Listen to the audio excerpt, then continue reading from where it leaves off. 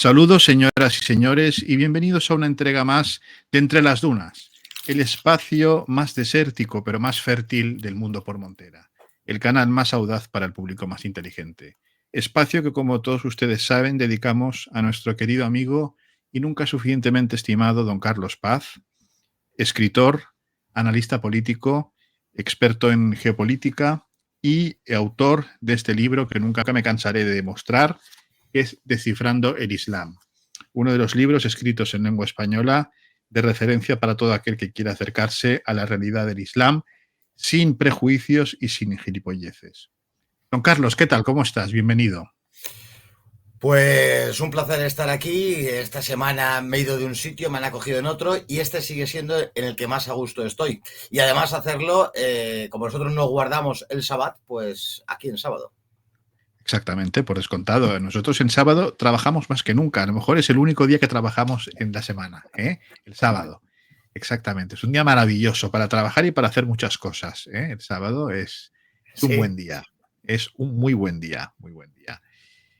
Bueno, Carlos, me acuerdo de ti esta semana porque tu querida Siria, país que conoces, país que has recorrido, país con el que en el que has podido mezclarte con sus gentes, ha recibido una afrenta más en toda regla, que ha sido el recibimiento de Julani, Shahra, Golani, y este señor ya sabemos que tiene más nombres que Belcebú, y ha sido recibido en otro sitio digno de Belcebú, que ha sido la Casa Blanca, recibido por Donald Trump, una Casa Blanca que desde que está Donald Trump ya parece cada vez más una casa de mala nota, con tantos dorados y con tanta horterada que está decorando ese señor, pues lo ha recibido y bueno, casi han tenido palabras de cariño, de amor, se han perfumado mutuamente, textualmente, o sea, no es literalmente, vamos, no es una broma. ¿Qué te ha producido ver estas imágenes? Pues este tema es muy interesante, que sepa la audiencia que no planeamos nada, vamos a ir improvisando, porque así tienen que ser las cosas, no enlatadas y encorsetadas. Pues este tema da mucho que de sí por muchas cuestiones. La primera, responderte a lo que me has preguntado, me ha producido profundas náuseas y repugnancia ver a el responsable del islamismo en Siria, que en tantos miles de muertes pues es responsable, siendo recibido en todo el mundo. En este caso, en esa Casa Blanca que enlazo para decir que mucha gente se ha rasgado las vestiduras, pero por un lado era lo lógico. El hombre destinado a destruir las estructuras del Estado de Siria era esta persona. Fue apoyado por Estados Unidos, por el Reino Unido, por Francia, por Turquía, se dio en su persona en la segunda parte de la guerra, desde luego después del 2017, que fuera él quien comandase todas esas fuerzas disolventes, terroristas, para destruir las estructuras del Estado. Por lo tanto, era el hombre elegido por el mundialismo para regir Siria y, por lo tanto, no me puede extrañar nada que se ha acogido en Francia, en todo el mundo, y en la Casa Blanca también. Casa Blanca es una directa responsable de todo lo que acaeció en Siria desde aquel marzo del 2011 y, por lo tanto, es consecuente y lógico. Lo que sí me parece que es reseñable, porque este sentimiento lo compartiremos el 99,9% de la audiencia que nos está viendo. Pero quisiera decirle a quienes nos ven que me ha parecido repugnante, igualmente repugnante, la hipocresía con la que muchos medios ahora hablan o se rasgan las vestiduras porque esta persona sea el presidente de Siria y sea reconocido por el mundo. Hicieron especial hincapié cuando se fotografió con el rey, bien hace unos días también con nuestro presidente Pedro Sánchez. Me parece enteramente hipócrita por lo primero que he dicho, porque fue el hombre designado por el mundialismo y por lo tanto es enteramente lógico, y porque todos esos medios que ahora se rasgan las vestiduras, y digo bien, todos, han colaborado en mayor o menor medida para destruir a Siria. Vilipendiaron a Bashar al-Assad, censuraron a muchos, a mí mismo, por contar cosas de lo que allí estaba sucediendo. Se amparan en muchas ocasiones en la situación de los cristianos, situación que no les importa absolutamente nada. Ahora se está distorsionando la situación de los cristianos en otros focos del mundo, pero lo que sucedió allí fue enteramente repugnante para con los cristianos, sigue sucediendo y ellos colaboraron en que esto fuera así.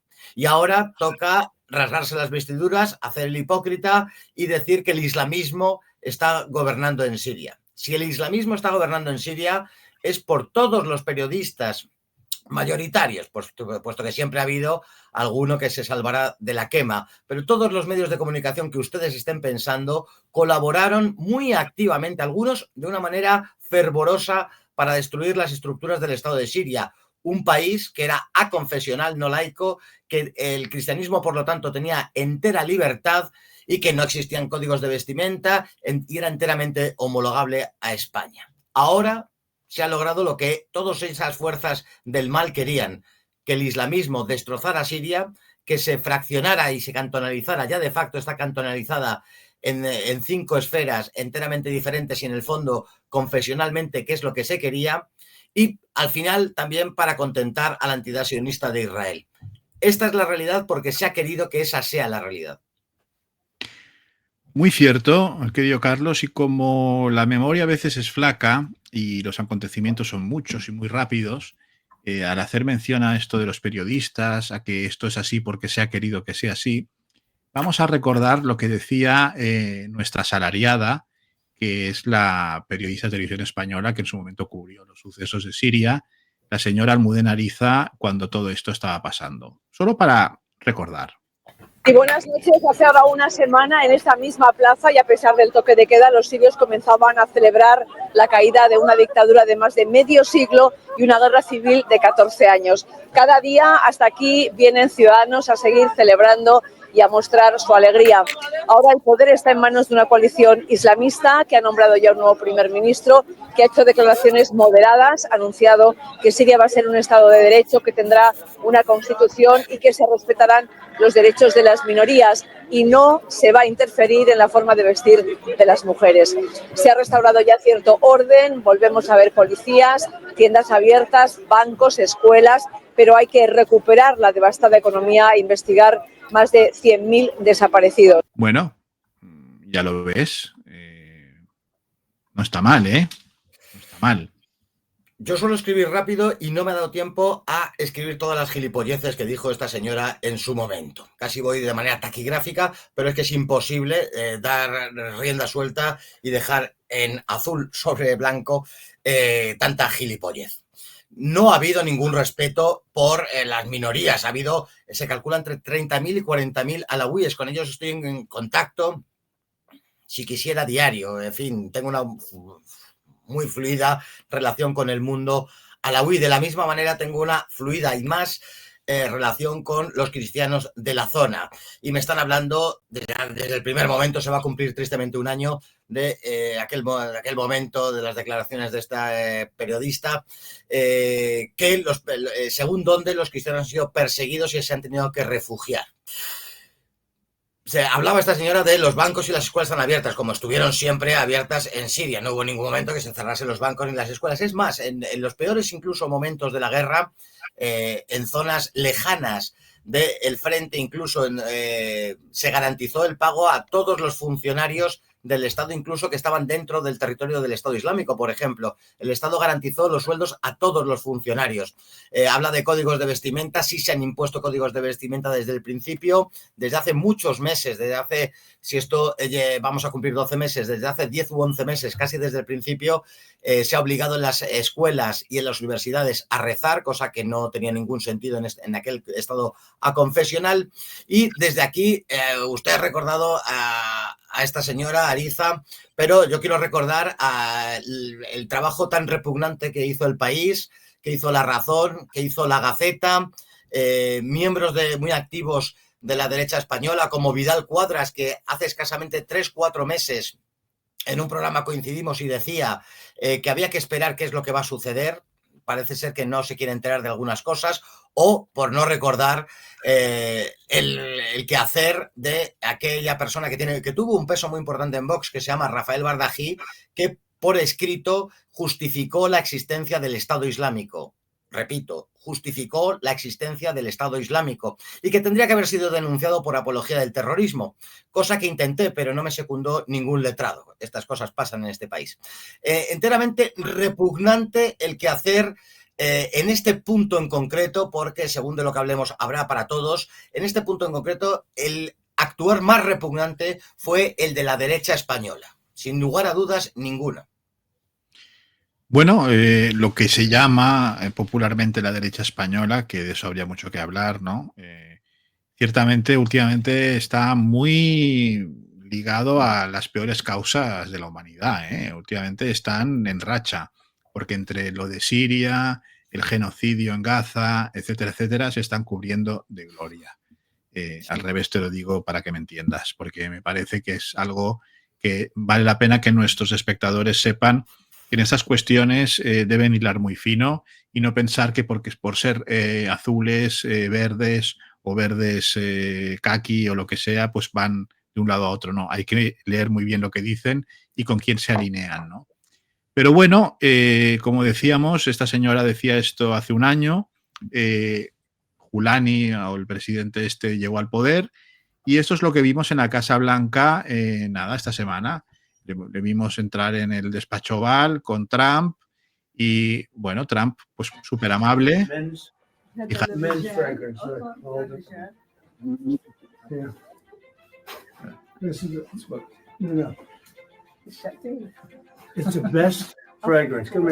Mejor fragancia.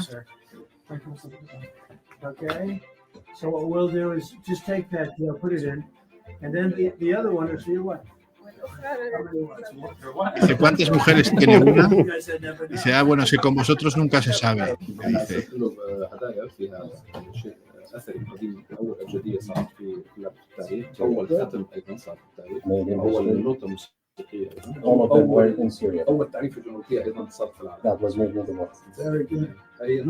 Bueno, aquí tienes una imagen que me parece a mí que lo de perfumarse ya el uno al otro es parece un sketch, ¿no? Más que una cosa, en fin, parece un gag cómico más que otra cosa, ¿no? Me recordaba a mi abuela con alguna amiga suya, ¿no? Cuando les llegaba algún perfume de Suiza, una cosa de esas, ¿no? Pues aquí tienes a Trump con el rebanacuellos, pues perfumándose mutuamente, ¿no? A esto hemos llegado, querido Carlos, a esto hemos llegado. Bueno, esto ya es la plasmación de esa repugnancia que me producía el encuentro. Vi por encima esta escena de los perfumes y estas cosas que es lamentable, los perfumes. Muchas veces hablamos, o he hablado muchas veces, comento allá donde voy, cuestiones que pueden ser discutibles, evidentemente, pero hay otras que no son discutibles. Y no es discutible que esta persona es conocido por todos, no desvelo nada en este punto, que fue un importante miembro de Al-Qaeda, fue el responsable del Frente al-Nusra, que era una coalición de milicias yihadistas que hablamos aquí, que utilizaron una violencia extrema en momentos a veces inimaginable, algunas cosas. Algún día publicaré un libro acerca de ese tipo de anécdotas que conozco del islamismo en Siria, de la manera de ejecutar a la gente enteramente de un sadismo que no podemos ni concebir, algunas cosas que van a producir bastante repugnancia, pero que es bueno conocerlo. Una persona sobre el que pesaba $10 millones por su captura, y parece mentira que los mismos que le pusieron en la lista del terrorismo, que era una cuestión meramente cosmética, ahora le reciben con todo tipo de boato en las residencias presidenciales de cada país al que va. Es enteramente repugnante, pero solo se explica, insisto, porque fue el designado para que llevase a cabo la destrucción de las estructuras del Estado de Siria. Algo enteramente que lo veremos con perspectiva, ya empezamos a tener perspectiva, pero cuando pase algún tiempo más veremos el horror que han causado en la zona y las consecuencias que van a generar, porque el islamismo siempre y de manera indefectible no va a parar en tener solo Siria. Va a ser, lo he dicho desde el principio, va a ser un enorme campo de entrenamientos donde van a exportar su ideología y a sus milicias, y también a Europa. Luego vendrá el crujir y rechinar de dientes hipócrita, la ruptura de sus vestimentas de manera hipócrita, pero todo viene de alimentar la caída de Bashar al-Assad. Lo vamos a lamentar mucho, como estamos lamentando ya desde hace tiempo la desaparición de Gaddafi o de otras personas que contenían el islamismo y contenían los asaltos migratorios también, que una cosa va relacionada con la otra en muchas circunstancias. Ciertamente, pues bueno, vaya desde aquí, después de este inicio hablando de Siria, pues nuestra simpatía y nuestro recuerdo a todo el pueblo sirio que sufre las triquiñuelas y las trapisondas de este sujeto, ¿no? Vaya desde aquí nuestro recuerdo. Creo que esta semana hemos tenido, siguiendo pues el llamamiento que hicimos, sugerencias del público sobre temas que les gustaría tratar o que les gustaría saber tu opinión sobre esta zona del mundo, y creo que has tomado buena nota de ellas, como son Hezbollah y otras cuestiones, me parece a mí. Creo que de esto nos puedes comentar alguna cosita. He apuntado solamente el epígrafe de 10 cuestiones que nos preguntaron y que además agradezco profundamente, porque yo creo que el interés de este programa es hablar de cosas que interese a la gente, no lo que le interesa a Carlos Paz, que seguramente no vaya a coincidir en muchas ocasiones con lo que le interese a la gente. Hay temas que son muy largos de exponer, pero todos van a ser contestados. En unas bien hoy, bien la semana que viene, pero por ejemplo, no... preguntaban, vamos a empezar por cosas fáciles, la hermandad musulmana, preguntaba un oyente si era chiita. La respuesta corta es que no, evidentemente es suní, pero dedicarle un minuto porque es curioso. Es curioso tanto en cuanto, o a mí me lo parece, o lo dejo ahí, que todo el islamismo, todo lo que conocemos como yihadismo, todas esas versiones descontextualizadas, rigoristas, literales y enteramente alucinadas del Islam son suníes. Todos, y con ello los grupos terroristas, bien los talibán, bien el Estado Islámico, bien Tahrir al-Sham, bien Al-Qaeda, da igual, siempre es suní.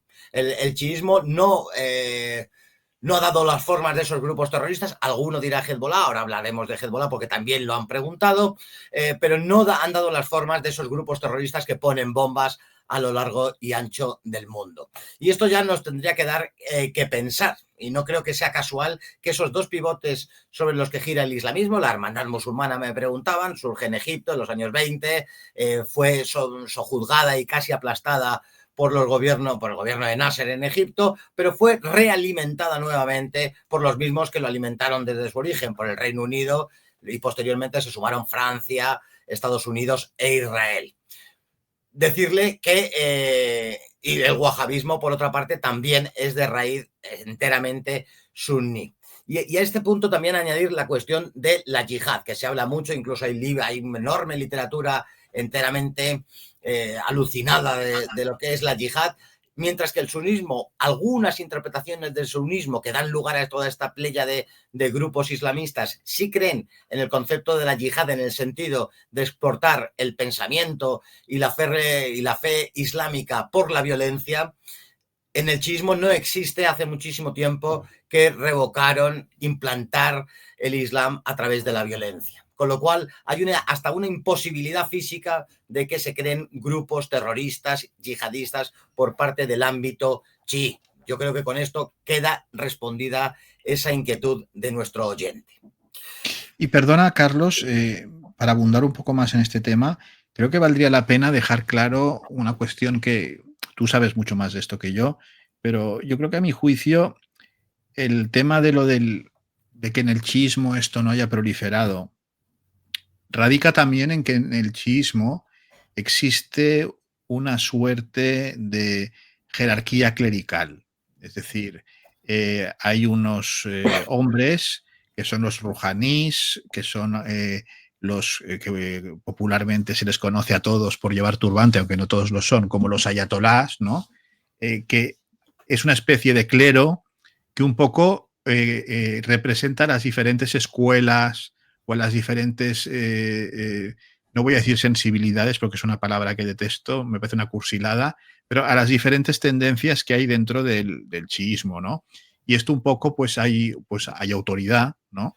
O sea, dependiendo del grado y de estudio que tenga cada uno, pues son reconocidos como ayatolás, mujtahid, intérpretes de la ley, etcétera, etcétera. Y esto yo creo que un poco contiene ciertos tipos de desviaciones, cosa que en el sunismo, pues allá cada uno hace un poco de su capa un sayo. Voy a decir más, y perdóname la comparación que es un poco grosera, pero yo creo que hace comprensible esto a la gente que nos pueda escuchar. Sería como una comparación del protestantismo y el mundo católico, romano o ortodoxo, que tiene un clero, unos obispos, unos patriarcas, y los protestantes, pues que cada uno, todo el que tenga una Biblia y pueda pagarse un local para abrir una iglesia, pues puede predicar lo que le salga de las narices. No sé cómo lo ves esto. Pues nada, en 30 segundos. Efectivamente, esa comparación la hago yo en muchas ocasiones, porque además la similitud entre el catolicismo y el chiismo es mucho mayor de lo que pueda parecer, incluso en cuestiones formales, llegados el caso, según estuviéramos viendo algunas ceremonias chiíes, por ejemplo. Y precisamente es eso, cuando a la muerte de Mahoma surge ese protochiismo, con los seguidores, con el Shiat Ali, con los seguidores de Ali, y luego ya con la escuela Jafarí se constituye el chiismo, se crea esa protojerarquía religiosa, porque se plantean el problema de cómo explicar el mensaje, qué pasa con el mensaje de Mahoma tras la muerte de Mahoma. Unos creen que, bueno, pues que hay que repetir el Corán y nada más, y da cabida a las interpretaciones que cada uno quiera. Y el chiismo cree que creando esa protojerarquía, pues son los destinatarios de explicar a la comunidad el mensaje y por lo tanto no dan cabida a interpretaciones alucinadas, descontextualizadas, que es lo que ha dado origen el sunismo con ese islamismo, y por eso nos preguntaba y hemos respondido de si la hermandad musulmana era chií. Es imposible que fuera chií porque no hay cabida teológica a que suceda esa desviación religiosa, pero en el mundo suní sí, porque existe la libre interpretación, aunque nos dirían que no se puede interpretar, de hecho se interpreta, hay escuelas y hay interpretaciones más allá de las propias escuelas, con lo cual, y se ha dado, en el sunismo se ha dado y en el chiismo no se ha dado. En el chiismo hay una escuela religiosa y en el sunismo hay 4, y luego a su vez muchas interpretaciones. Así que es todo lo que has dicho tú, es plenísimamente correcto, lógicamente. Porque claro, luego, para que la gente lo sepa, los chiitas están muy vinculados a lo que es el Ahlul Bayt, que es la familia del profeta Mahoma, es decir, y a todo el legado de los que vinieron después. Es decir, no todo acaba con Mahoma, es decir, y con los caudillos que pudieran aparecer, sino con la familia y, digamos, el depósito que ellos, según sus creencias, pues fueron transmitiendo a su juicio de la manera pues más correcta, con los hadices y con todas esas cuestiones, ¿no? que uno conoce cuando se acerca un poco al chiismo, ¿no? Entonces, claro, el sunismo es otra historia, o sea, es montas una mezquita, además el imán en el sunismo es simplemente el que dirige la oración, punto. No tiene otro valor. Perfecto, pues yo creo que ha quedado la cosa bastante clara. Cualquier cosa, pues que la gente lo ponga en los comentarios y con mucho gusto haremos lo que buenamente podamos, ¿no? Lógicamente. Y un día vamos a hablar expresamente del chiismo, que bien se lo merece. Pues sí. Siguiendo con estas cuestiones que nos han ido preguntando, las más sencillitas de momento, nos preguntaba uno que dónde queda el derecho internacional cuando hablábamos de esta cuestión de Siria, de la cuestión de Palestina con Israel. Bueno, pues contestarle que el derecho internacional no vale de nada cuando depende de quién cometa un acto concreto. Estábamos hablando en la semana pasada de Israel, de esas 17 disposiciones que tiene en contra, promulgadas por Naciones Unidas, que le obligan a otras tantas cuestiones, que no ha cumplido ninguna, y responderle que cuando por mucho menos o por nada, como fue el caso, no inventado, pero sí manipulado, de la invasión de Kuwait, Irak ataca Kuwait, pidió a Estados Unidos permiso, la responsable era una mujer en aquel entonces de Estados Unidos, dijo que no había problema y le declararon la guerra a Irak por esa cuestión. O como Estados Unidos, cuando digo que ha alimentado conjuntamente con Francia, Inglaterra e Israel, Qatar y Turquía y Arabia Saudí el islamismo, pues crean revoluciones de colores allá donde lo creen conveniente, y eso parece ser que nadie dentro del derecho internacional pone el grito en el cielo. Últimamente ya estas cuestiones se están entendiendo mucho más.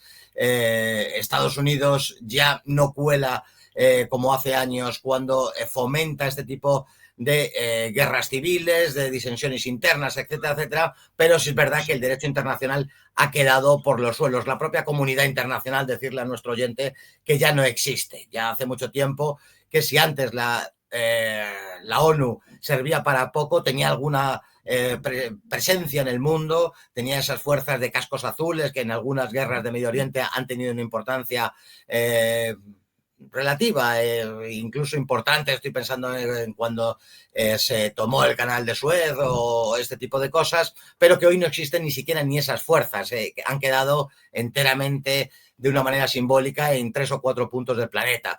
No existe la comunidad internacional, y el derecho internacional, existiendo y estudiándose en las facultades de Derecho, ha quedado simplemente para ser aplicado cuando en Occidente, Estados Unidos, Francia o el Reino Unido lo creen conveniente. Fuera de eso, hay una burla completa hacia el derecho internacional. El derecho internacional se ha convertido en un instrumento punitivo, a disposición de las potencias dominantes para cuando conviene machacar a alguien que molesta, pero decirle a nuestro amigo que, oye, pues yo cuando leí su pregunta pensé, bienaventurados los limpios de corazón porque ellos verán a Dios. Entonces, si sigue creyendo en esto, pues fabuloso. Es decir, pues nada, no lo interpreté yo como que creía, pero sí que preguntaba que... Bueno, es por darle un toque, un abrazo a nuestro amigo, que no se lo tome a mal, ¿no? Pero bueno.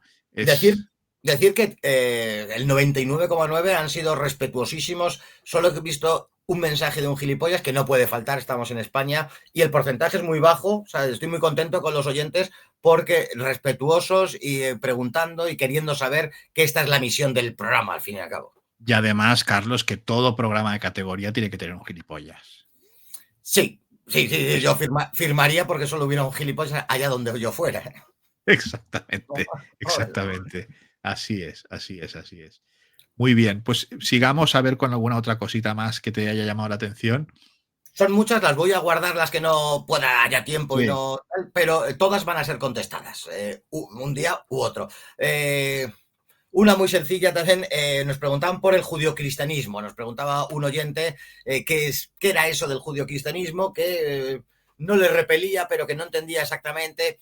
Bueno, pues decirle que no lo entendía exactamente porque no existe, nunca ha existido el judio-cristianismo, y entonces, pues lógicamente no lo entiende. El judio-cristianismo es un término del siglo XIX, inventado por gentes centroeuropeas, sionistas, para intentar hermanar el cristianismo con el judaísmo. Por un lado, pues recordar, que a veces hay que recordarlo, que a Jesús de Nazaret lo crucifican por instigación de las altas jerarquías religiosas, por el Sanedrín de Jerusalén. Por lo tanto, los judíos vieron anatema en la persona de Jesucristo, puesto que él mismo se decía que era hijo de Dios y que era el Mesías, y esto era intolerable a los ojos de los judíos. Y bueno, no voy a explicar el Nuevo Testamento, que antes lo conocía todo el mundo, quizás los oyentes de menos de 25 años o 30 no lo conocen, pero es importante, y empujan a que Poncio Pilato y los romanos pues le condenen a muerte y a muerte de cruz. Cuando dicen no hay culpa alguna en este hombre, ¿no? Por 3 veces, y una contestación, caiga sobre nosotros y sobre nuestros hijos su sangre, caiga su sangre sobre nosotros y sobre nuestros hijos. Asumieron plenamente la muerte de Jesús, y se hablaba de deicidio. Hoy hablar de deicidio, a lo mejor nos viene algún abogado a tocarnos las pelotas, pero que nos va a dar igual, exactamente, porque es lo que pone en la Biblia y lo vamos a defender allá donde estemos. Es decir, exactamente, si hay alguien que no le gusta este punto, pues le invito a que lea los evangelios, que son de fácil acceso, ¿no? Y allí está escrito, que la iglesia romana hoy en día no predique esto o predique algo diferente, eso ya no entramos, ¿no? Aquí estamos para informar. Estamos para Sí, informar. esto es puramente descriptivo. Si se fijan, casi no ha habido juicios de valor, es enteramente descriptivo. Y además decirles que mucha gente de uno y otro lado, de ámbitos muy diferentes, intentan relacionar y hacer una simbiosis entre el cristianismo y el judaísmo. Esto, yo siempre les digo que llegan 2000 años tarde a la conversación, a la discusión, porque San Pablo ya lo dejó muy bien resuelto en esas discusiones que tuvo con San Pedro. San Pedro era amigo de hacer entender que el cristianismo era un complemento, un complemento del propio judaísmo, que había que seguir circuncidándose, que había que seguir haciendo todos los ritos que el judaísmo prescribe, pero San Pablo deja muy claro que era otra cosa, que el cristianismo rompe con el judaísmo y que somos una cosa enteramente nueva. De hecho, la discusión esa llegó hasta las manos, o sea, que no fue una discusión meliflua y educada, sino que fue bastante violenta la cuestión y ganan las tesis de San Pablo.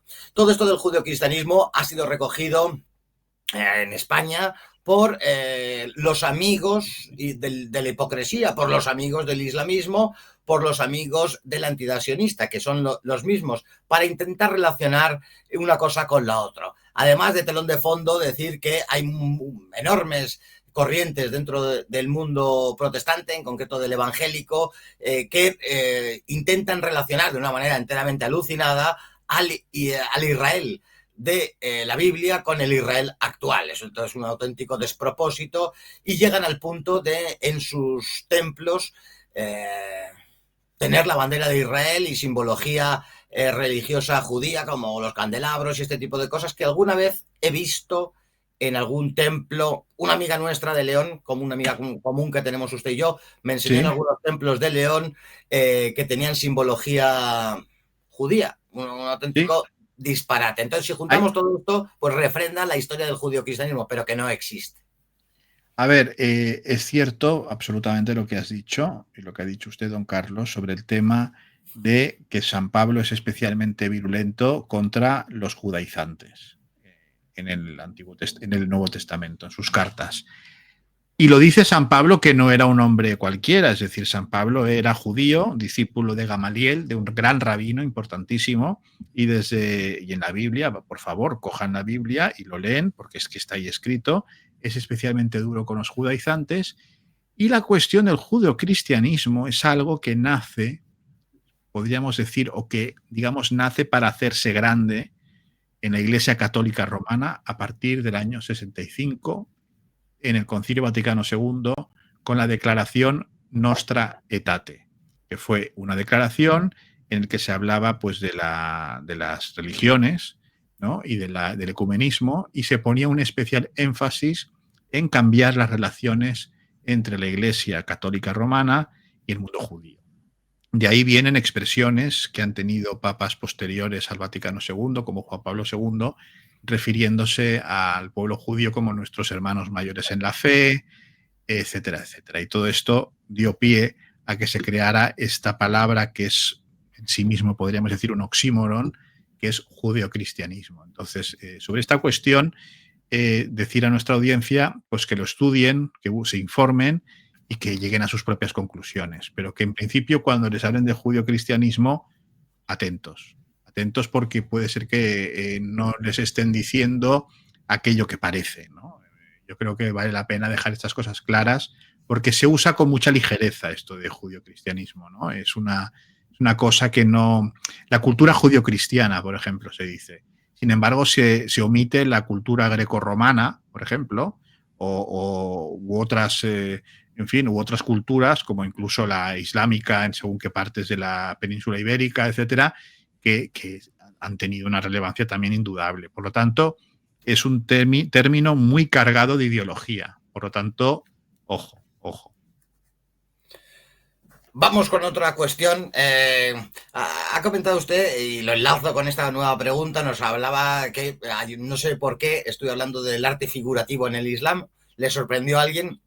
Que decía muy bien en el mensaje, decía algo así como que nos habían enseñado en el colegio, debe ser de mi quinta la persona que nos escribía, porque es verdad que se repetía constantemente que está prohibido el arte figurativo en el Islam, y que nos ponían de ejemplo, y lo dice nuestro oyente, que nos ponían de ejemplo el Patio de los Leones de Granada como algo excepcional. No existe nada de esto. Quería decir antes que el elemento cultural judío, cultural, yo no lo acepto como una cultura. Se dice muchas veces las tres culturas.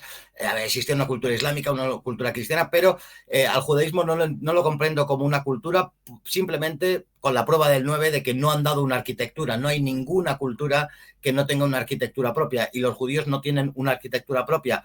Por no tenían ni un idioma propio, y me explico. Los judíos en la España medieval, si estaban en territorio islámico, hablaban árabe, y si estaban en los territorios cristianos, hablaban la diversidad de lenguas romances que existían. Así que simplemente el hebreo lo utilizaba la casta sacerdotal para sus ritos y poco más. La gente no lo hablaba, y de hecho dio lugar esa cuestión al ladino, a ese idioma que hablan los safardíes incluso al día de hoy, o los centroeuropeos, que 3/4 partes de lo mismo y no desarrollaron ningún tipo de arte propio, hablaron el yiddish, que es una degeneración del alemán. Así que, dicho esto, en estos minutos culturales que estamos ahora con esto, decir que el arte figurativo en el Islam sí existe. ¿Dónde existe el arte figurativo y dónde no? No porque el Islam prohíba la representación figurativa. Yo he estado en Teherán en exposiciones de arte con arte figurativo. Hay museos, por cierto, había un museo de arte contemporáneo en donde había obras de Dalí, por ejemplo, y de otros muchos autores celebérrimos, universales, contemporáneos.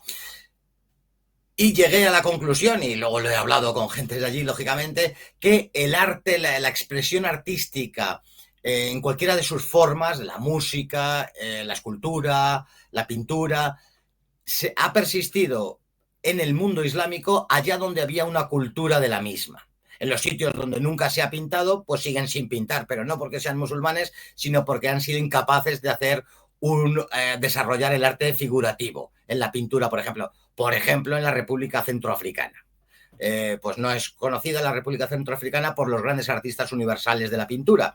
Pero esto no sucede en Irán, o sucede en la zona del Líbano, o sucede en aquellos centros culturales, el trasfondo cultural del que tanto hablo en muchísimas ocasiones, en donde sí se desarrollaba el arte figurativo en pintura, por ejemplo. Así que, resumiendo, en los países islámicos en donde había tradición artística se sigue manteniendo, y en los países islámicos en donde no la ha habido, pues sigue sin haberla. Pero dejemos a la religión a un lado. Ciertamente estoy de acuerdo, porque es así. Además, recordar, aunque parezca una cosa muy elemental, pero aún hay mucha gente que lo sigue confundiendo, que cuando hablamos de Irán, la gente, pues que los iraníes son persas, no son árabes. Es decir, parece una cosa elemental, pero hay muchas personas que confunden el Islam con todo lo moro y no sé cuántos. Entonces, recordar que los iraníes son persas y los libaneses son árabes. Es decir, no hay que confundir esto, porque evidentemente cualquiera que sepa un poco de historia conoce pues la civilización persa previa a la islamización de esa zona, y evidentemente la cultura persa antigua, hace falta ver Persépolis o otros sitios, pues fue riquísima en todo tipo de expresiones artísticas, o tanto de escultura como de orfebrería, como de tantas otras cuestiones. Por tanto, ahí sí que había esa cultura. No pasó lo mismo en la península arábiga, donde estaban los Quraysh y toda esa gente, que eran una especie de nómadas del desierto, donde era imposible que se diera ese tipo de cultura, ¿no? Por lo tanto, hay que tener en cuenta, yo estoy muy de acuerdo con tu teoría de los trasfondos culturales, porque sin eso no se entiende nada, no sabemos de qué estamos hablando. Entonces, vale la pena pues bueno, subrayar estas cuestiones, pues para que la gente sepa de qué estamos hablando, ¿no? Los trasfondos culturales son fundamentales. Me consta que en Arabia Saudí se sigue enlatando el pis de camello. No me han esclarecido para qué lo utilizan. Y si voy algún día a Arabia, que no he estado en Arabia Saudí, me enteraré qué se hace con ese pis enlatado. Pero que haces una radiografía del enorme bagaje cultural que tienen estos chicos de Arabia Saudí. Antes había otra pregunta relacionada, que las tengo ahí desordenadas, de Siria, que nos preguntaban acerca del nuevo gobierno, hemos estado hablando de eso, pero había un punto que preguntaba de la traición rusa, de la supuesta traición rusa. Es un tema espinoso, en muchas ocasiones creo que tengo la razón y por eso la expongo en este punto, que diga la gente lo que piensa, porque es discutible lo que voy a decir.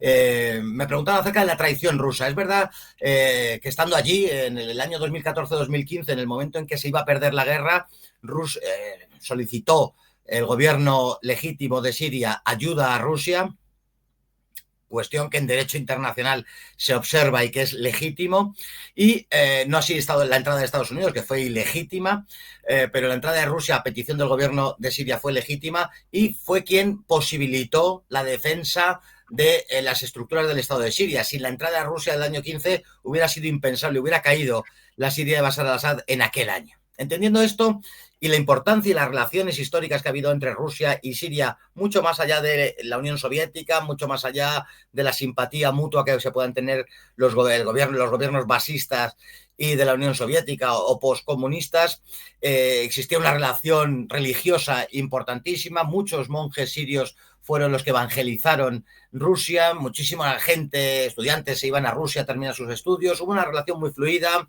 Rusia tenía una gran querencia por esa parte del Medio Oriente, mucho más allá de las cuestiones geopolíticas, de las bases de Tartus o Latakia. Dijo Catalina la Grande que las llaves del Kremlin estaban en Damasco. Hubo una relación muy importante y por todo eso y por mucho más, Rusia se implicó en la guerra, y lo he visto con mis propios ojos en la reconquista de Palmira, por ejemplo. Por lo tanto, con esto quiero decir que Rusia no dejó tirada, podría haberla dejado tirada si hubiera tenido interés en que cayera Siria y que establecerse de la manera que se está estableciendo ahora, manteniendo las bases y este tipo de cosas, lo hubiera hecho en el año 2014-15. ¿Qué sucedió hace un año, en diciembre del 2024? Pues me han contado, pues mis fuentes son enteramente contradictorias. Hay quien habla efectivamente de esa traición de Rusia, incluso con bombardeos incluidos, según se iban retirando las unidades sirias. Pero todo esto no me encaja desde el punto de vista, solamente con un dato, sabiendo que los sirios no dispararon ni un solo tiro para defender Homs, Hama y el propio Damasco. Esto, lo que yo sí me consta es que hubo una traición, una desafección absoluta de oficiales del ejército sirio en aquel momento. Por muchas circunstancias, por las circunstancias económicas, por el hartazgo de una guerra que venía desde el 2011, por muchas circunstancias hubo la intención de dejar ya la guerra y que las fuerzas terroristas entrasen. En ese contexto, se ofreció Irán defenderlo, pero no había ni querencia por parte del ejército árabe sirio por defender aquel territorio. Y en ese contexto es cuando Rusia pues se echa para atrás y deja hacer. A Rusia le interesa, lógicamente, el mantenimiento de esas bases. Son las únicas bases que están fuera de territorio exsoviético y son de vital importancia para ellos. Perderlas supondría una hecatombe militar, tendrían que retrotraer sus bases al Mar Negro, en fin, sería un auténtico mazazo militar para Rusia. Esa es la explicación del recibimiento de Putin, que también le ha recibido a este señor al-Golani en el Kremlin. Una escena enteramente repugnante también, hay que decirlo.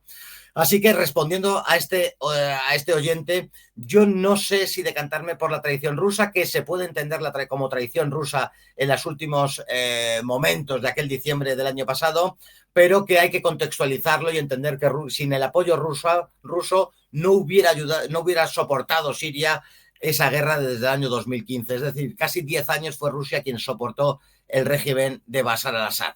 Con lo cual no me decanto ni por una teoría ni por otra y seguramente las dos son complementarias. Pues muy interesante animar a nuestros espectadores a que planteen las preguntas que estimen oportunas y que intentaremos en la medida de lo posible responder o dedicar algún programa monográfico si la pregunta así lo amerita por extensión, etcétera, etcétera. Y querido Carlos, como ya dijimos al principio de este espacio, todo y que es un programa, pues que nos centramos en esta parte del mundo y que nos parece especialmente interesante por tus conocimientos y por tu capacidad de análisis, eso no quita pues que comentemos cuestiones de la vida nacional que también nos preocupan y mucho, porque al fin y al cabo somos españoles. Y tengo una intervención que me gustaría comentar contigo de la excelsa, de la ínclita, de la maravillosa y nunca suficientemente adorada Isabel Díaz Ayuso. Una intervención a cuenta de la inmigración, del Madrid de los acentos, que es una maravilla, y que ha respondido en sede parlamentaria a unas preguntas que le han hecho al respecto de esta manera que vamos a ver ahora. Donde van es donde hay oportunidades, evidentemente. Lo malo sería tener un efecto expulsión, porque digo yo que alguien tendrá que limpiar en sus casas, alguien tendrá que recoger sus cosechas y alguien, señoritos de Vox, tendrá que poner los ladrillos de las casas donde luego vamos a vivir todos los demás. Así que lo que hay que hacer es promover una inmigración vinculada al trabajo, ordenada, donde se cumpla la ley, la orden, las fronteras, que no son competencia de la Comunidad de Madrid, pero como siempre lo mezclan todo haciendo lo mismo. Lo que sí que tengo es la responsabilidad de hacer de esta región un lugar próspero, de oportunidades y libre, donde los ciudadanos vengan a trabajar. Y eso es lo que estamos haciendo. Pero, claro, ahí están ustedes, siempre trabajando para Sánchez, pero siempre de manera incansable y incomprensible. Muchas gracias. Bueno, pues ¿por dónde empezar? Porque ahí hay tela. Pues mira, vamos a contestar a esto, lógicamente, que usted me plantea. Y añadirle la integración, preguntaba uno, y así nos quitamos otra preguntita, de la integración de los musulmanes, que preguntaba un oyente. Acerca del vídeo, dejaremos para el final, acerca del vídeo, con una palabra, pues seguramente la más acertada sea repugnante también. Repugnante es... el racismo, el clasismo, la repugnancia que produce las palabras de Díaz Ayuso es pues repugnante, enteramente injustificable. Ellos no sé cómo justificarán, espero que le haya caído alguna diatriba en las redes y en los medios, porque es enteramente repugnante. En el fondo, los que animan a la inmigración, este es el espíritu que les anima. ¿Quién nos va a limpiar las casas? ¿Quién va a acompañar a los niños al colegio? ¿Quién va a hacer las labores tan agradables que les encomendamos? Pues los inmigrantes. Por eso se quiere inmigración. Se quiere inmigración porque se quiere abaratar los costes de determinados oficios para que por lo tanto los españoles no los hacen, y por lo tanto tenemos un argumento que es decir, los españoles no quieren hacer eso, que vengan estas gentes. Es la explotación pura y dura y del trasfondo final de destruir el tejido social de la comunidad española, que está hecho unos auténticos zorros. En este contexto, decir que quien ha abierto las puertas en España y ha permitido la mayor afluencia de inmigrantes en España fue los gobiernos de Aznar, del Partido Popular, que ahora se está sumando Feijóo a muy tímidamente, porque todo lo que haga el Partido Popular tiene que ser tímidamente, no va a ser de una manera aguerrida, no esperemos tal cosa nunca, jamás. Pero también ha empezado a hablar de que la inmigración puede ser un problema en según qué casos, en según qué zonas. Esta semana Rufián ha hablado de la cuestión de la inmigración. Hace tiempo que se ha sumado gentes de izquierdas que apoyaban a tumba abierta la inmigración y que iban por las calles gritando nativa y extranjera, la misma clase obrera y este tipo de cosas. Ahora viendo la realidad de lo que sucede en España, una realidad que ha sucedido desde hace muchos años, pero como ahora les toca y no se puede tapar, bueno, a Ayuso supongo que no le toca, porque no me imagino en su calle que tocan las flautas de Pan a todo volumen y este tipo de cosas. Pero como al final lo que quieren son votos y la gente vive en barrios en donde la degradación es enteramente insoportable. Yo vivo en Madrid, que es insoportable, pero qué decir los que viven en Barcelona. No les voy a dar ninguna lección lo que es el multiculturalismo ni las maravillosas cuestiones que nos trae la inmigración. Están degradando la ciudad hasta unos puntos. Barcelona seguramente está al punto del no retorno, muy cerquita. Madrid le sigue cerca, pero todavía está bastante mejor. Es decir, como ya eso no se puede tapar y la gente al final cada 4 años mete un papelito en una caja, no vaya a ser que no nos voten y por lo tanto vamos a decirles que les vamos a arreglar la cuestión de la inmigración. Un problema que han creado ellos. Aquí recordar también para los más jóvenes que antes del año 90 aquí inmigrantes estaban los jugadores de fútbol, Legrá y 3 más. O sea, no había ningún problema de inmigración. El problema de la inmigración en España, no así en otros países de Europa, pero en España, por ponerle una fecha, le pondré el año 1990. Antes, en los colegios, aunque parezca mentira, cuando ibas a buscar a tu hermano o a tu primo, el de Tudela, los compañeros todos eran españoles. Hoy esto sucede rara vez, vamos, que sean españoles nunca, pero ni que son mayoría. En muchísimos colegios ya hay mayoría de gentes de fuera. Y esta es la cuestión de la inmigración, que empalmo con esa pregunta en donde nos preguntaban si la integración de los musulmanes es posible. Pues vuelvo, rebobino el programa y hablo de los trasfondos culturales. El Islam no es un problema. El Islam es un problema cuando es mayoritario, implicaría una inversión social y por lo tanto de usos y costumbres, de futuras leyes y cosas de estas, pero el problema es saber qué gentes nos están viniendo, de dónde nos están viniendo y este tipo de cosas. En la cuestión islámica se habla de inmigración islámica, pero no se habla de inmigración budista, ni de inmigración protestante, ni de inmigración, solo el factor religioso en la cuestión de la inmigración se habla con respecto al Islam. Ya esto nos tendría que poner sobre aviso, pero sea como fuere, en España, por nacionalidades, el mayor número de musulmanes que vienen son de Marruecos, de Argelia, de Senegal y de Bangladesh, Pakistán, y por ese orden. Son trasfondos culturales escasos o incluso nulos. Y entonces tenemos los casos de un nuevo tipo de delincuencia, los casos de todo ese tipo de problemática, pero que enlazándolo con el vídeo y con la persona de Díaz Ayuso, la presidenta de la Comunidad de Madrid, en donde nos dice que Madrid es la ciudad de todos los acentos, que caben todos los acentos y cosas de estas, me parece muy torticero reducir la cuestión de la inmigración y toda su problemática a la cuestión islámica. En Madrid hay 1 millón de personas del otro lado del Atlántico que causan una fenomenología problemática muy concreta que es diferente a la de Cataluña o a la de otros lugares de España y que hay que entender que también es una problemática, pero intentar sintetizar la problemática de la inmigración en el Islam creo que es un error de bulto. Decir que nos preguntaban sobre la integración, ¿quién se va a poder integrar? Pues los que siempre se han integrado, gentes que proceden de trasfondos culturales en donde el cristianismo era normal. Por ejemplo, en Líbano, en Siria, aquí hubo una afluencia impresionante de gentes del Líbano y de Siria, que casi todos, no sé por qué, los varones les dio por estudiar medicina y fueron unos grandísimos médicos, algunos les conozco y son unas bellísimas personas y no causaron ningún tipo de problema porque tenían de vecinos a cristianos y vienen de un trasfondo cultural en donde el cristianismo es plenamente normal. Pero claro, si traemos a gentes de las montañas del Hindu Kush, la cosa cambia. Si traemos a gentes de las arenas del desierto, pues la cosa cambia. Así que no es una cuestión religiosa, sino una cuestión cultural. Y por supuesto, antes de esto decir, porque no quiero quedar bien nunca, que el Estado tiene la prerrogativa de decir quién entra, cuánto tiempo entra, si entra o no entra y este tipo de cosas, pero nada de esto existe en la España del 2025.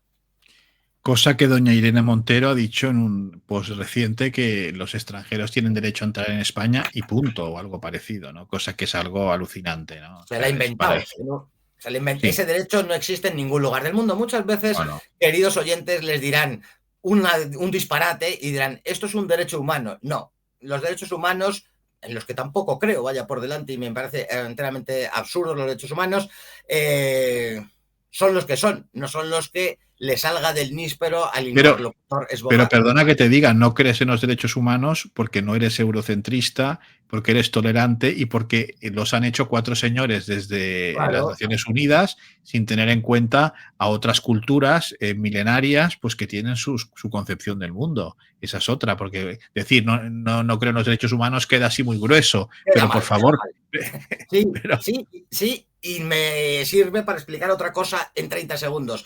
Muchas veces se dice que en el Islam no se respetan los derechos humanos. Pues habrá que ver dónde y cuándo y cómo se respetan o no se respetan. Pero más allá de eso, hay una idea muy importante, que es que nosotros pensamos en los derechos individuales de las personas. Y hay muchas comunidades en el mundo, precisamente con ese eurocentrismo de los derechos humanos, que en donde mucho más importante que los derechos de las personas es el derecho de la comunidad. Y esto y son tan seres humanos como nosotros, y por lo tanto, ¿por qué nuestra visión del mundo va a ser la correcta y no la de otras zonas del mundo en donde preservan los derechos de la comunidad frente al derecho del individuo? ¿Por qué no? Bueno, Porque somos europeos y somos los más listos, los más guapos y los más altos. Muy buena pregunta, muy buena pregunta. Oye, es que las cosas hay que puntualizarlas. Bueno, en Cataluña, hemos hablado de Madrid, en Barcelona, la presión de la inmigración de origen de países pues, del Magreb, etcétera, es mucho más visible, mucho más fuerte.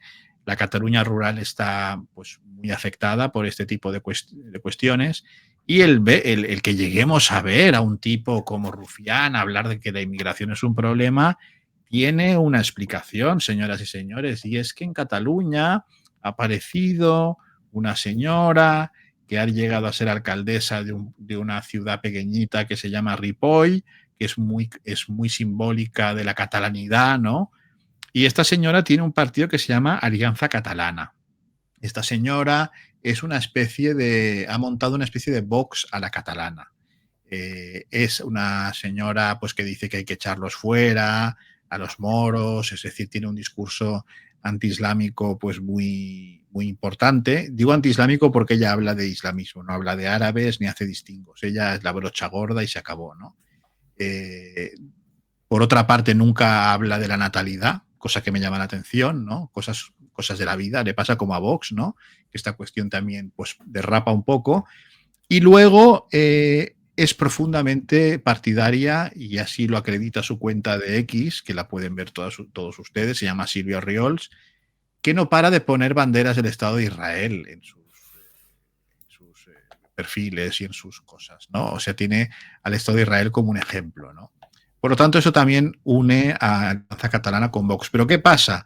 Que como la situación es tan grave a nivel de seguridad, a nivel de supervivencia en muchos casos, véase ciudades, pueblos como Salt, en Gerona, ¿no? Donde prácticamente ya no hay un solo nacional.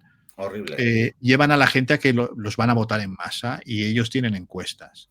Por eso vemos como la antigua Convergencia, que es Junts, como incluso Esquerra, están sacando el tema de la seguridad y de la inmigración porque ven que se pueden pegar un guarrazo importante. Y esto corrobora, esto acredita lo que venimos diciendo, y es que a los partidos políticos toda esta cuestión y el bienestar del pueblo español les importa un huevo, un soberano huevo, y que lo que hacen es intentar que no perder el momio y seguir viviendo de todos ustedes, de todos nosotros. Simplemente, tanto en Cataluña como en el resto de la nación española. Esto es así. O sea, en esto se pueden dar de la mano todos e ir a pedir pues, que les aumenten el sueldo. O sea, para esto se ponen de acuerdo perfectamente. Entonces, por eso, si hay gente en el resto de otros compatriotas nuestros, ¿no? Que no entienden cómo Rufián, al que Pérez Reverte alaba, ¿no? Porque dice que le parece un político muy interesante ahora, Pérez Reverte, imagínate, ¿no? Madre. Pérez Reverte está un poco mayor, ¿eh? Está un poco mayor porque últimamente dice que le gustan las telenovelas turcas, que le gusta Rufián. Está un poco, yo creo que chochea un poco, ¿eh? O sea, no, esto tiene esa biblioteca de 30.000 libros que están todos perfectos. Yo cuando veo esas bibliotecas que están tan inmaculadas, digo, este tío no ha leído un libro en su vida, porque es que la gente que ha conocido grandes lectores y gente de cultura, de verdad, tienen sus bibliotecas trabajadas, manidas, un libro pues encima del otro. Pues, ¿por qué? Porque los usan, ¿no? Pues yo creo que Pérez Reverte pues, le gusta Rufián, me parece bien, pero si ven a Rufián hablar de inmigración ahora, es solo por eso, porque tienen pánico de perder la mamandurria de gobernar y de chupar del bote. Simplemente por eso. Ni por los ciudadanos, ni por Cataluña, y mucho menos por España, que eso jamás lo han dicho, ¿no? Y lo mismo con Vox y con todos estos, es decir, así están. Y el PP, si ahora empieza a hablar con boquita de piñón sobre el tema de la inmigración, que rima y todo, es por que tienen miedo que Vox pues les pegue un susto y pierdan. ¿Pero qué va a hacer Vox? Nada. Nada. O sea, no esperen nada. O sea, yo, cuando la gente dice que Vox puede poner orden en esto, yo, vamos, lo veo poner orden. ¿Qué van a hacer? Si van a necesitar esa mano de obra esclava pues para seguir viviendo como reyes. Es que el problema es ese. La gente no quiere enterarse de esto. No sé, me estoy enrollando mucho, Carlos, no quiero quitarte tiempo. No, eso es muy interesante, ese fenómeno. Cataluña lo está viviendo de una manera más descarnada que en ningún lugar de España. Esa alianza catalana les está comiendo la tortilla plenamente y tienen que hacer algo. Pero yo, alianza catalana que tiene esas simpatías por Israel, cuando ven ustedes que se habla de esa manera del Islam sin hacer distinciones, siempre conlleva una simpatía con Israel, cosa curiosa o nada curiosa. Esta señora, Silvio Orriols y su partido, no solamente están contra el Islam, están también contra la gente de Murcia y Burgos, también hay que decirlo.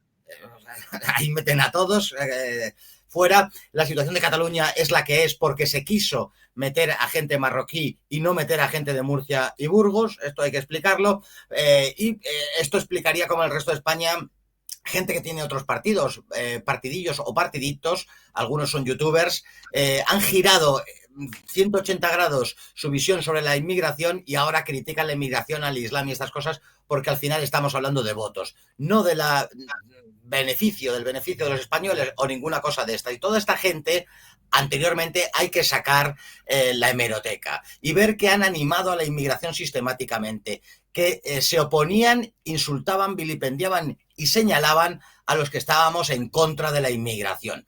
Y yo, me parece muy bien, y es de sabio rectificar, y bienvenidos todos y lo que se quiera. Pero a mí me enseñaron de pequeñito en el catecismo que había que hacer examen de conciencia, había que tener un dolor de los pecados, había que tener un propósito de enmienda, decir los pecados al confesor y cumplir la penitencia. Y eso es lo que no han hecho ni de verdad ni un examen de conciencia, ni sienten ningún dolor por los pecados, y me temo mucho que nadie va a cumplir ninguna penitencia, pero que todo eso deberían hacerlo, porque si no, no es creíble, si no la confesión no valía, nos enseñaron. Así que esos cambios de perspectivas políticas y ver ahora que la inmigración es un problema, yo no me lo creo que lo sientan así, sino que están detrás de los votos, lógicamente. Así es, señores. Por lo tanto, Carlos y yo, don Carlos Paz y yo coincidimos plenamente en esto y les decimos que a otro perro con ese hueso. Es decir, no vayan por ahí porque no cuela. Porque si España está como está es porque ustedes son sus verdugos. Ustedes son sus verdugos. La clase política española, en su totalidad, la independentista, la no independentista, la del centro, la de la derecha, la de la izquierda, son los verdugos de España. Y esto hay que decirlo con toda claridad.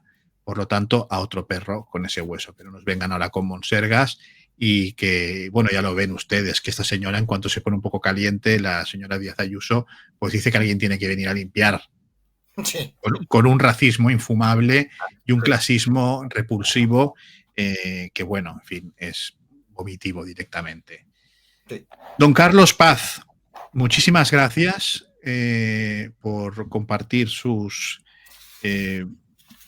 explicaciones, su conocimiento con la audiencia de este programa, que se lo agradece, por poner los puntos sobre las íes, como siempre, sin sordina, y que se entienda y entendiéndose todo perfectamente. Y nada, hasta la semana que viene, Dios mediante, inshallah. Inshallah. Decir que aprovechemos las horas que nos quedan de sábado, que sigan escribiendo la gente, vamos a dar respuesta antes o después a todo lo que nos escriban, que nos sugieran temas, aunque no sean preguntas, y que la semana que viene estaré de viaje, pero que haremos el programa sea como sea, esté en una estación, en un desierto o tirado en la calle durmiendo, que cosas de estas me pasan. O en una tienda de arepas, por ejemplo. Ahí no me pillarán ustedes. Exactamente. Querido Carlos, mil gracias, como siempre. Muchísimas gracias. Nos vemos pronto.